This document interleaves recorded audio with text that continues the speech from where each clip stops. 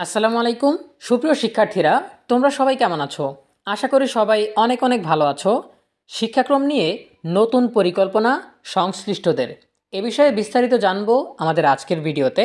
শুরু করার আগে সবার কাছে ছোট্ট একটা রিকোয়েস্ট করছি, যারা এখনও আমাদের চ্যানেলটিকে সাবস্ক্রাইব করনি তারা এখনই সাবস্ক্রাইব করে রাখো, তাহলে শিক্ষা সম্পর্কিত সকল তথ্য এবং পরামর্শ সবার আগে পেয়ে যাবে।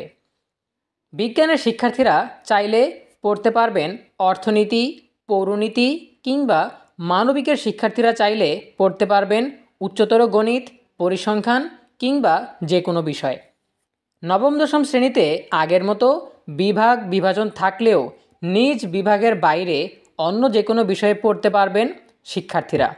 এমন নতুন পরিকল্পনার কথা জানিয়েছেন দেশের শিক্ষা ও কারিকুলাম সংশ্লিষ্ট নীতি নির্ধারণী পর্যায়ের ব্যক্তিরা। তাদের ভাষ্য, বর্তমানে কোনো শিক্ষার্থী মানবিক, বাণিজ্য কিংবা বিজ্ঞান বিভাগে পড়ার পর অন্য বিভাগের কোনো বিষয় চাইলে পড়তে পারে না। আবার বাতিল হওয়া কারিকুলামে শিক্ষার্থীদের 10টি বই পড়ার বাধ্যবাধকতা নির্ধারণ করে দেওয়া হতো। এমন বাধ্যবাধকতা কিংবা শুধু একটি বিভাগে পড়ার নিয়মকে সহজ করতে নতুন করে ভাবছে সরকার। তবে তার জন্য শিক্ষা সংশ্লিষ্ট ব্যক্তিদের মতামত গ্রহণের কথা বলছেন তারা। সম্প্রতি এসব বিষয়ে মতামত তুলে ধরেছেন অন্তর্বর্তীকালীন সরকারের শিক্ষা উপদেষ্টা অধ্যাপক ওয়াহিদুদ্দিন মাহমুদ। সম্প্রতি গত 1 জানুয়ারি রাজধানীর আন্তর্জাতিক মাতৃভাষা ইনস্টিটিউটের একটি অনুষ্ঠানে এসব বিষয়ে কথা বলেন শিক্ষা উপদেষ্টা। শিক্ষা উপদেষ্টা বলেন, নবম দশম শ্রেণীতে উচ্চতর গণিত ও উচ্চতর বিজ্ঞান আবশ্যিক রেখে অন্যান্য বিষয় ঐচ্ছিক করে দেওয়া হবে পরবর্তী লক্ষ্য। এতে মানবিক শাখায় যে আছে সেও ইচ্ছে করলে বিজ্ঞান নিতে পারে, যাতে ভবিষ্যতে সে যে কোনো কিছু করতে পারবে।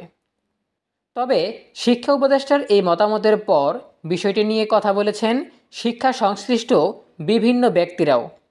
তাদের মতে, এমন নিয়ম চালু করতে গেলে জটিলতার মুখোমুখি হতে হবে।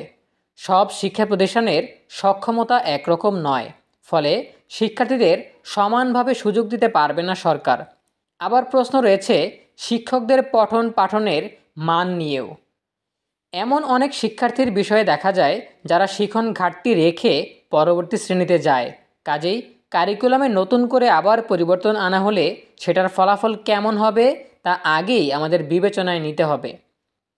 নতুন পরিবর্তন শিক্ষার্থীদের উপর কেমন প্রভাব রাখবে সে বিষয়ে জানতে চাইলে ঢাকা বিশ্ববিদ্যালয়ের শিক্ষা ও গবেষণা ইনস্টিটিউট IER এর অধ্যাপক ডক্টর মমিনুর রশিদ বলেন, বিষয়গুলো নিয়ে সরকার এখনও স্পষ্ট নয়।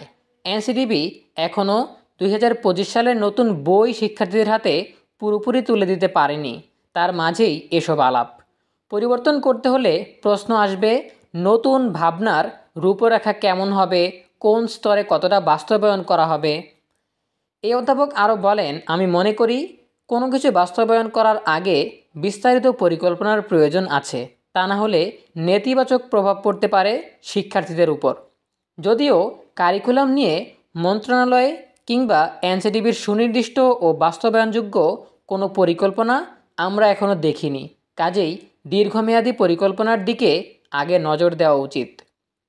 জাতীয় শিক্ষাক্রম ও পাঠ্যপুস্তক বোর্ড এনসিটিবির চেয়ারম্যান অধ্যাপক AKM রিয়াজুল হাসান বলেন, এনসিটিবির অবস্থান পরিষ্কার।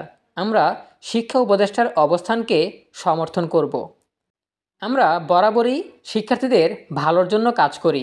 যেসব উদ্যোগ শিক্ষার্থীদের যোগ্যতা বৃদ্ধি করবে এবং আগামীতে তাদের জন্য ভালো কিছুর দ্বার উন্মোচন করবে, আমরা সেগুলো নিয়ে কাজ করছি।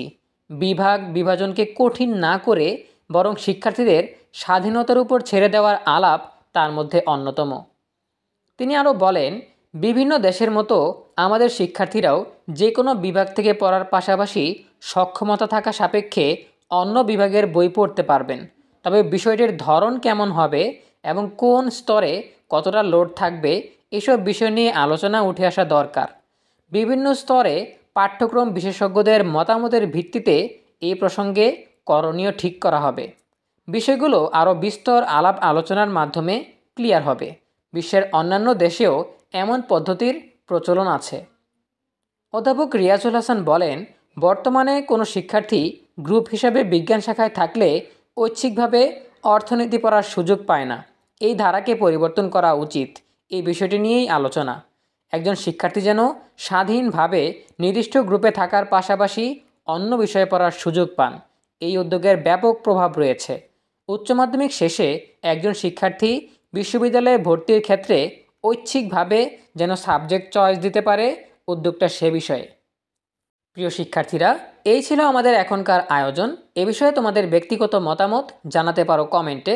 দেখা হবে পরবর্তী আপডেট নিয়ে নতুন কোনো ভিডিওতে। সেই পর্যন্ত তোমরা সবাই ভালো থাকো, সুস্থ থাকো, নিরাপদে থাকো এবং সবসময় ইএনইউবির সাথেই থাকো।